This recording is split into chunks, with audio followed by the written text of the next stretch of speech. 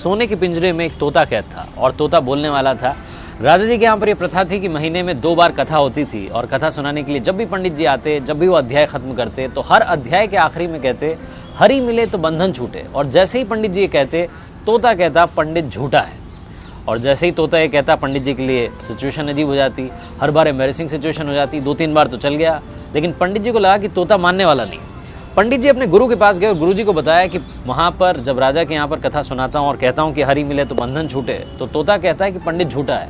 ये तोता पंडित झूठा है बार बार क्यों कहता है? तो गुरु जी ने कहा कि चलते हैं, चल करके तोते से बात करते हैं। गुरु जी पंडित जी के साथ में तोते के पास पहुंचे और तोते से पूछा कि भैया बात क्या है? तो तोते ने बताया कि गुरु जी एक बार मैं एक ऋषि के आश्रम में पहुंचा, वहाँ पर मंत्रोच्चारण हो रहा था, जो उनके शिष्य थे मंत्र बोल रहे थे। मैंने एक मंत्र सुन लिया और मंत्र याद करके मैंने रिपीट कर दिया। जैसे ही मैंने मंत्र बोला तो ऋषि के शिष्यों ने देखा कि बोलने वाला तोता है। उन्होंने मुझे पकड़ लिया, लोहे के पिंजरे में कैद कर दिया। एक बार ऋषि के आश्रम में उनके एक शिष्य थे, सेठ जी, वो आए। उन्होंने मुझे देखा कि बोलने वाला तोता है, वो अपने साथ में ले गए और ले जा करके मुझे चांदी के पिंजरे में कैद कर दिया। एक बार राजा जी के यहाँ पर दावत थी तो सेठ जी ने सोचा कि क्या गिफ्ट दिया जाए। फिर उन्हें मेरी याद आई, उन्हें लगा कि इससे महंगा कोई गिफ्ट नहीं हो सकता। वो मुझे लेकर के गए और राजा को भेंट कर दिया। रानी को मैं बड़ा पसंद आया और मुझे सोने के पिंजरे में कैद करवा दिया। कुल मिलाकर के रहा मैं पिंजरे में ही, मेरा पिंजरा नहीं छूटा। तो जब जब मैंने हरि का नाम लिया मेरा बंधन नहीं छूटा।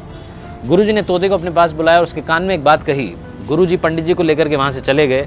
अगली सवेरे जब सुबह हुई तो राजा के सेवकों ने देखा कि पिंजरे में तोता मरा हुआ था, उल्टा पड़ा हुआ था। उन्हें बड़ी चिंता हुई और राजा को बुलाने गए। पिंजरे का गेट खोला और जैसे ही गेट खोला तोता उड़ गया और उड़ते उड़ते बोला गुरु मिले तो बंधन छूटे। इस लाइफ में सही गाइडेंस का होना बहुत ज़रूरी है। आप किससे सलाह ले रहे हैं बहुत ज़रूरी है। अगर आप गलत आदमी से सलाह लेते रहेंगे तो आप गलत दिशा में बढ़ते जाएंगे और आपका कुछ नहीं हो पाएगा।